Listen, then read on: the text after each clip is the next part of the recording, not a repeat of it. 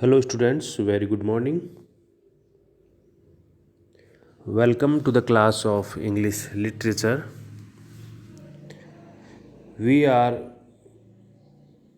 reading a very famous novel, Kanthapura, written by very famous novelist, Indian novelist Raja Rao.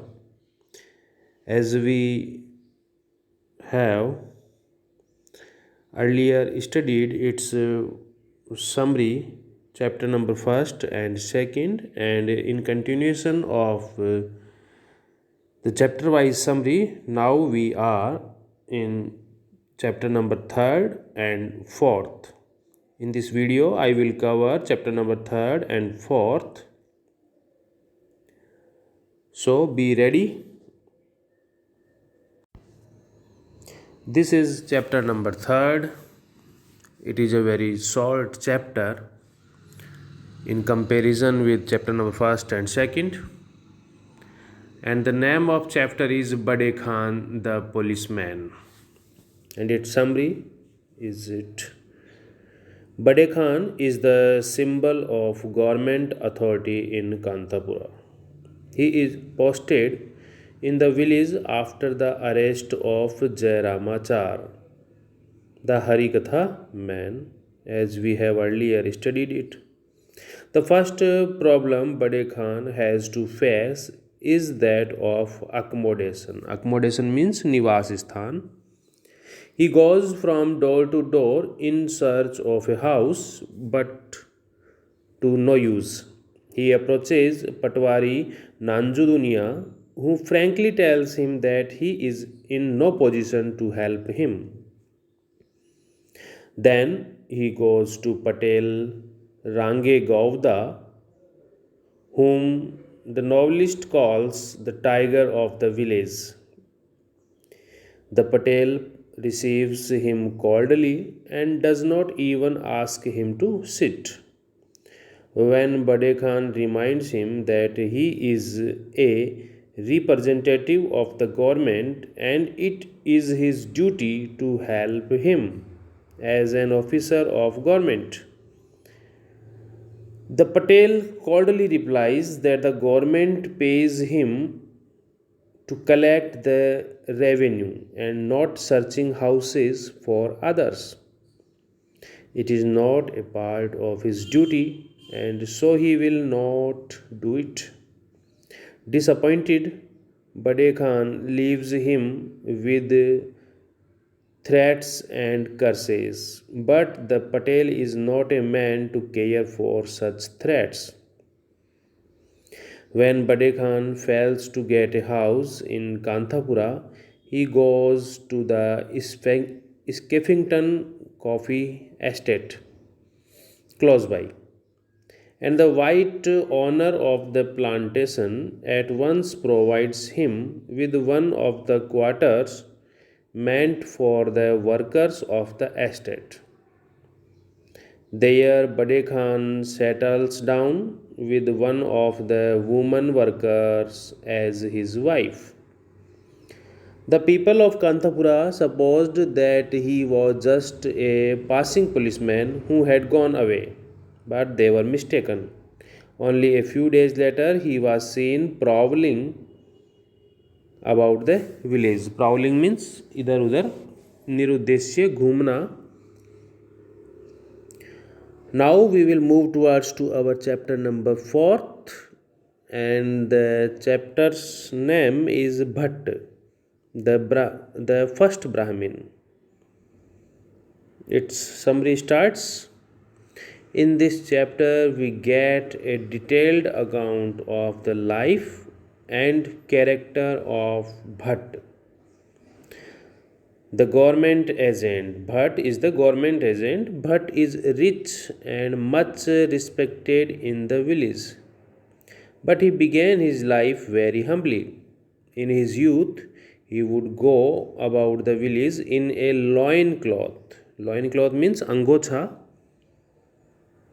with a copper pot in his hand.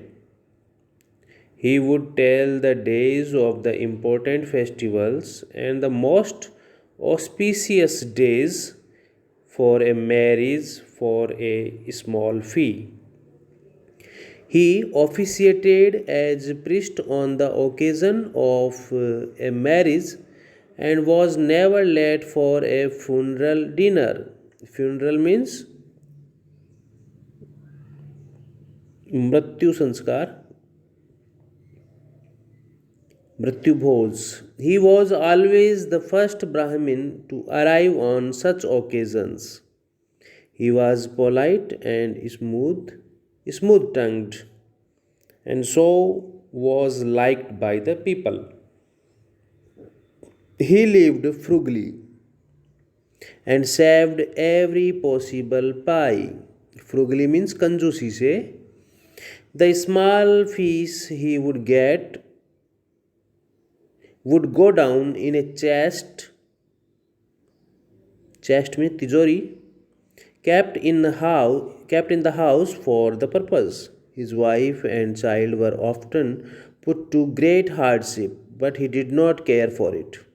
In this way, here the spelling is wrong. It should be hoarded. He hoarded the large sum of 350 rupees. Hoard means जमा करना, संग्रह करना. With the amount he started money lending in a small way.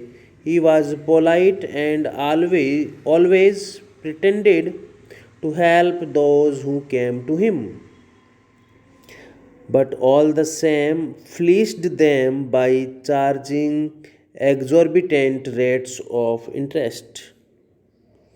The more pressing the need, the greater the exploitation. In this way, his money multiplied fast and he began to advance larger amounts. Now he would mortgage lands and houses of his debtors, and as the debt could never be repaid, he soon came to own landed property. By the time the story opens, he is the owner of nearly half of the village. Then, as luck would have it, his poor, neglected wife Savitri died. He had gone to fetch water from the village well. Her foot slipped and she fell down and died. Soon Bhatt married a second time. His second wife was a mere a child at the time of marriage, but she brought by way of dowry 1,000 in cash and 5 acres of wetland. As she was the daughter of a rich landlord, Bhatt also gained much in prestige and social respect. Fortune smiled on Bhatta. He grew richer and richer. He could lend more and more money, charge high rates of interest, and cheat the poor and the needy in the transactions. All the while, he will pretend to help them and earn their gratitude. To earn more money, he helped the poor, ignorant people of the village in other ways also. When they had some case and needed a lawyer in the city, Bhatt was the man to help them. He would introduce them to Advocate Sinappa, who would undertake the case for a small fee. Bhatt would earn their gratitude and also be paid a small coin or two for the pens.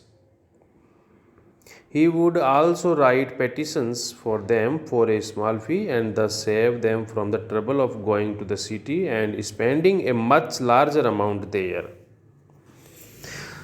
Thus, he was constantly toing and froing between the village and the city. He was constantly involved in legal matters. In this way, his knowledge of law increased. He took to settling petty disputes himself, always for a fee. Thus, he continued to grow in wealth as well as in social respect. So clever was he that those whom he exploited were grateful to him forever afterwards. Such is Bhatt's position at the time. Jairamachar is arrested and Murthy turns a Gandhi man. In the beginning, he took keen interest in Gandhi's bhajans, but suddenly he turned hostile to the Gandhi movement. This happened after one of his frequent visits to the city. On his return, he went about the Brahmin quarter telling people that the Swami in the city of Karwad would excommunicate all of them. If Murthy did not stop going to the Pariha quarter and mixing with the Parihas, it is apparent that he had turned a government agent to work against Murthy and other Gandhi men of the village. Thus, the tension and conflict in the novel results from the clash of these two opposite forces, the Gandhi movement for freedom and government repression. The one is represented by Murthy and his friends, and the other by Bhatt and Bade Khan. So, this was the chapter wise summary of chapter number 3rd and 4th. In next video, we will meet with chapter number 5.